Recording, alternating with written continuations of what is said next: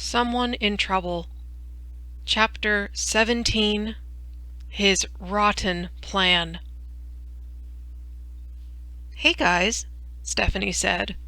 "Have you noticed Robbie acting strange?" Sitting on top of the brick wall, she looked askance at the other kids loitering with her on a peaceful afternoon. "When isn't he acting strange? Huh." Stingy dismissed the question with a wave of his hand, while the other kids giggled in agreement. "No, really," Stephanie insisted. "Don't you think he's been kind of grumpy lately?" "I think that's how he normally is," Pixel said. "It's his default setting." "Why, Pinky?" Trixie asked. "Are you worried about Robbie or something?" "There isn't anything to worry about, is there?" Ziggy asked, already growing concerned. "What's wrong, Stephanie? Is he sick?" "No, Ziggy," Stephanie assured the boy. "At least, I don't think so. He does seem tired a lot of the time." "Why don't you ask him yourself?" Trixie drawled and pointed down the walk. "Here he comes now." The kids all turned to see Robbie coming down the lane. His normally more expressive style of walking was a little less punctuated than usual.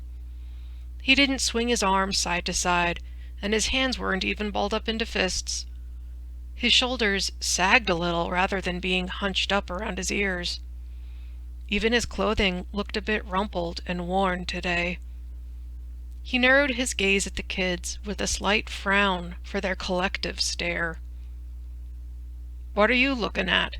Is there something on my face?" Robbie asked. Truth be told, he had some dark shadows under his eyes. "Hey, Robbie," Stephanie said. "No, we were just, She glanced around at the other kids, checking if they saw the same things she did, but none of them appeared all that concerned. "Just, are you going to sneeze?" Robbie prodded Stephanie with a touch of irritation in his tone that made Trixie and Stingy snicker a little. The man shot a hard look at the other kids, and they quieted down. "Are you feeling all right?" Stephanie took the plunge and asked him directly. Robbie squinted at the question and straightened his shoulders. "Why shouldn't I?" he asked. "You just look a little tired?" Stephanie suggested in a delicate voice. The other kids offered her no help. They were drinking up the delightfully uncomfortable conversation she'd brought upon herself. Robbie said. "Yes, well..." He smoothed out some wrinkles in his vest and straightened his cufflinks. "I've been working on something special is all." "Special? Like a surprise?" Ziggy asked, his interest piqued. "For me?" Stingy asked, also intrigued. "Yes," Robbie said, "for all you little bright-eyed and bushy-tailed kids." "Wow, you really did it just for us? That's so nice of you." Stephanie relaxed and hopped off the wall. "Yeah, sure," Robbie said. "Whatever." "What is it?" Ziggy started to bounce in place. "Is it a swimming pool full of chocolate? Or a big trampoline?" Trixie asked. "Can we see it now?" Pixel asked. "Me first," Stingy said, rushing to get ahead of the others.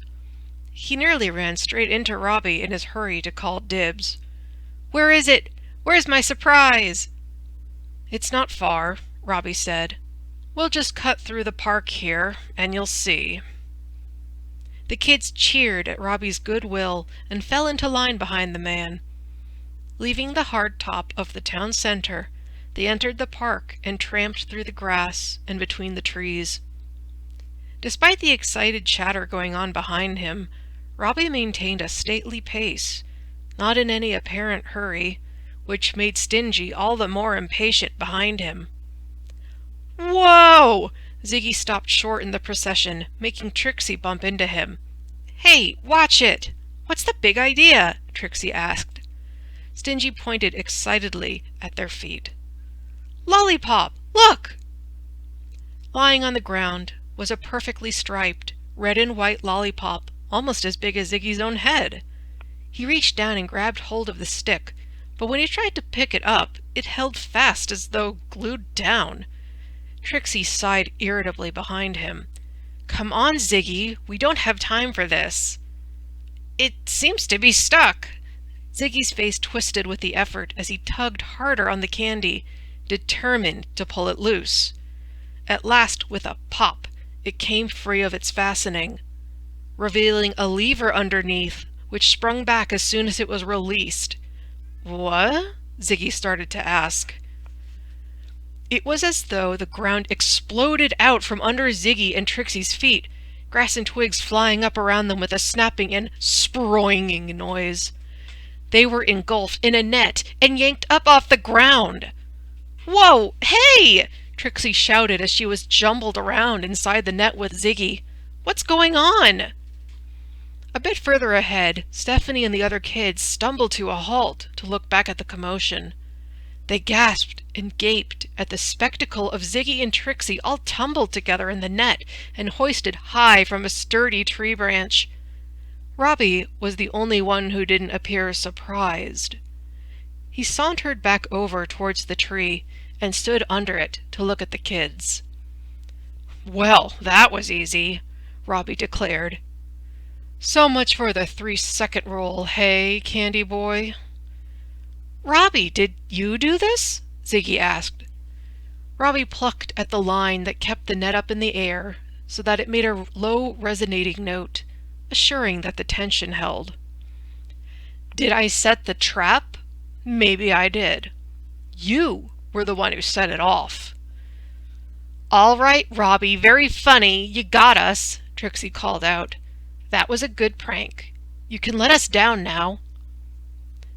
"Bingo bongo," Robbie replied in a sing-song tone. "You are wrongo." "Wrongo?" Ziggy struggled to get leverage in the net under Trixie's legs. "What does that mean?" "This is not a prank." Robbie spelled it out for them. "You're not going anywhere." "Seriously? You can't just leave us up here," Trixie protested. "But why?" "Because," Robbie said as he inspected his nails. He took a moment to contemplate his cuticles before continuing. "After all I've put up with, letting you use me like a jungle gym, you still think I should bend over backwards for you even more? Just how much is one villain supposed to take?" He growled. "You spoiled little snots don't know when to quit while you're ahead. Well, I'm done playing all your stupid games. It's time you start playing my game." "What game is that supposed to be?" Ziggy asked. "The one where you're the mice and I'm the mouse catcher," Robbie said. He gave them an unsettling grin that was more like a sneer. With a swat of his hand, he made them twist and spin helplessly in the net. "And I'm the biggest, baddest mouse catcher in all of LazyTown." "So that's 2 mice down." He turned his head slowly towards the other kids, who still stood there gawking. 3 to go." "Is he for real?" Pixel asked, swallowing. "Do you want to ask him yourself?" Stingy pointed with a shaking finger. "Here he comes." Robbie's gaze was unwavering, a disquieting stare. He walked with calm and collected steps away from the children swinging in the net, towards the ones still standing free. Not a walk. A stalking, looming approach. "Run!" Stephanie blurted out. Stingy ran one way, making a beeline for his car back in the square. Pixel went another, dashing for home. Stephanie turned on her heel to flee as well, but hesitated at the sound of Ziggy and Trixie's cries. "Stephanie, don't leave us," Ziggy begged. "Yeah, get us down," Trixie pleaded. She stood locked in place, torn between staying or going. Face it, little girl. Robbie's taunting voice raised the hairs on the back of her neck, much closer than she would have liked. You don't stand a chance. I'll be back, Stephanie yelped as she ducked her head and ran as hard as she could. She didn't know how close Robbie was, and she didn't want to. I'll get help, I promise. The skies were clear and calm on this peaceful afternoon, making for smooth sailing up in Sportacus's airship. He sat on top of the pilot's console in a rare moment of meditation, just looking out on the vast horizon that lay before his eyes. He could go anywhere he wanted in his Zeppelin and do anything. There were plenty of places that could use a hero's helping hand. Places like LazyTown, for instance, that needed a little more guidance than others. Over the past few weeks, Sportacus had been reacquainting himself with these other towns, putting miles on his dirigible, and getting some much-needed exercise. But always, the man found himself drifting back to LazyTown, even when there was nothing for him to do there. At this high elevation, he had only the softest of panoramic views of the town, houses and yards blurring together into a patchwork of pastoral pieces. LazyTown was nestled among a checkerboard of golden and green pastures and fields and a few blue bodies of water. It made Sportacus feel calm just to look at it, lazy even. He wondered how the kids were doing. Were they still playing outside and eating healthy without him there? Did they ever go fishing with Robbie? He could only imagine how that may have gone. Whatever had happened, there had been no more call for Sportacus to come down to them. He had learned to count on his crystal being quiet when he was in range of LazyTown. Quiet and boring. Maybe a little lonely. Well, there was always LazyTown. The airship beeped and whirred as a receiving shaft slid open and equalized the pressure in the hull. Sportacus watched as a metal tube shot up out of the floor like a bullet. He caught it automatically but paused, looking at the projectile that had intruded on his thoughts. I've got mail, he pondered. The letter inside was crumpled and smudged, and Sportacus took care in smoothing it out. Whoever had sent this must have been in a hurry. The penmanship was questionable at best. Sportacus's brow wrinkled with mounting concern as he deciphered the contents of the letter. He couldn't account for the crude handwriting, but the urgency came through clearly enough. Sportface, get down here! Trouble! Trouble? In LazyTown? There was no time to waste.